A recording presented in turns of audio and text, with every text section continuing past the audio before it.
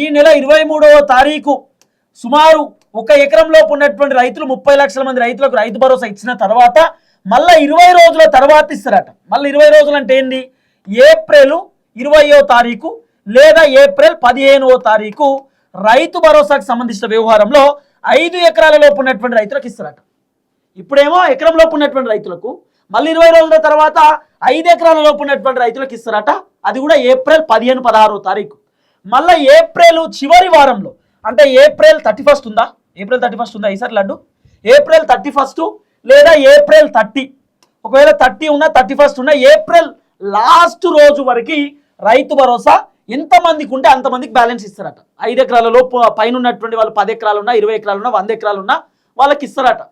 అయితే మరి ఫస్ట్ విడత కింద, సెకండ్ విడత కింద, థర్డ్ విడత కింద మొత్తం పైసలు ఎంత అనేది ఒకసారి క్యాలిక్యులేషన్ చేసుకుంటే మొదటి విడత ఎకరం లోపు ఉన్నటువంటి రైతులకు 3,590 కోట్ల రూపాయలు రిలీజ్ చేయడానికి కాంగ్రెస్ ప్రభుత్వం రెడీగా ఉన్నారు.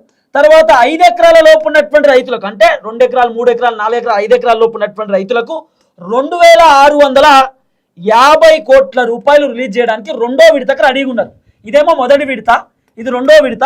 ఇక మూడో విడతకు సంబంధించిన వ్యవహారంలో అన్లిమిట్ 5 ఎకరాల కంటే పైన 100 ఎకరాలున్నా, 70 ఎకరాలున్నా, 60 ఎకరాలున్నా కూడా మిగిలినటువంటి వాళ్లకు 2,760 కోట్ల రూపాయలు రిలీజ్ చేయడానికి కాంగ్రెస్ ప్రభుత్వం రెడీగా ఉన్నారు. సుమారు 9,000 కోట్ల రూపాయలు అకౌంట్లో విడుదల చేయడానికి కాంగ్రెస్ ప్రభుత్వం సిద్ధమవుతున్నటువంటి పరిస్థితి. ఇది 3 విడతలకు సంబంధించినటువంటి వ్యవహారంలో 4, 5, 6, 7, 8, 9 మొత్తానికి 9,000 కోట్ల రూపాయలు రైతుల అకౌంట్లో రిలీజ్ చేయడానికి కాంగ్రెస్ ప్రభుత్వం రెడీ అవుతా ఉంది. అది కూడా 3 విడతలుగా రిలీజ్ చేయడానికి సిద్ధమవుతున్నారు. దీంట్లో ఒక ట్విస్ట్ ఏంటంటే ఇప్పుడు ఫర్ ఎగ్జాంపుల్ ఈరోజు నేను మా తమ్ముడు లడ్గాన్ దగ్గర నుండి నేను ఒక ల్యాండ్ కొన్నా. ఎగ్జాంపుల్ ఒక ఎకరమో లేకపోతే ఒక 2 ఎకరాలో 20 గుంటలు కొన్నా అనుకుందాం. కొంటే ఇప్పుడు మా తమ్ముని పేరు మీద ఇది ల్యాండ్ ఉన్నది, ఏది పట్టా పాస్ పుస్తకం ఉన్నది. ఇప్పుడు వీని మీదకి వెళ్ళి నా పేరు మీద రావాలంటే నేను మళ్ళా పట్టా పాస్ పుస్తకం రిజిస్ట్రేషన్కి సంబంధించిన వ్యవహారంలో అంతా దరఖాస్తు పెట్టుకోవాలి.